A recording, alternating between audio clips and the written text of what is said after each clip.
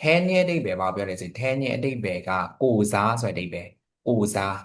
အစားထိုးအဲ့တော့ဘာရဲ့အစားထိုးလဲဆိုတော့ရှင်းပြတယ်နဲ့သူ့ရဲ့နောက်မှာထည့်နော်ဒါဆိုရင်ထိုင်းစကားလုံးလေးတိုဝါဆိုတဲ့စကားလုံးလေးပေါင်းမယ်တိုဝါထန်တိုဝါထန်တိုဝါထန်ကြတော့ကိုယ်စလဲတိုဝါထန်ဆိုရင်ကိုယ်စလဲဒီ brand ရဲ့တိုဝါထန်ကိုယ်စလဲအဲ့လိုမျိုးဆိုရင်ထန်ပြောတယ်ဒါမှနော်အစားထိုးကဲနံ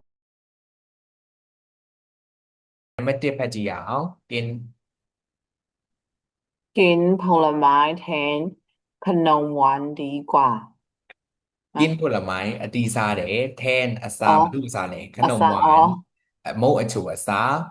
အတီးတွေစားတာကอ๋อဒီกว่าပိုကောင်းပါတယ်အဲ့လိုပြန်ရမှာနော်ထဲနင်းနောက်မှာอ๋อဘယ်သူရဲ့အစားထိုးလဲဆိုတော့လာမှာထဲခနုံหวานမုတ်အချိုအစားမြန်မာလိုဆိုပြောင်းပြန်မြန်မာအစားနောက်ကသူတို့ကထဲကအရှိက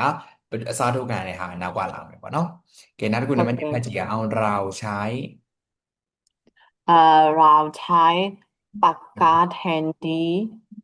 ดินสอดินสอดินสอဟုတ်တယ်အတိတ်ပဲဘယ်လိုလဲလဲ อ๋อဘာလဲดินสอခဲတဲ့အစားတဲ့ကျွန်တော်တို့တွေဘောပန်အသုံးပြုကြတယ်ဟုတ်တယ်ဘောပင်ကိုအသုံးပြုပါတယ်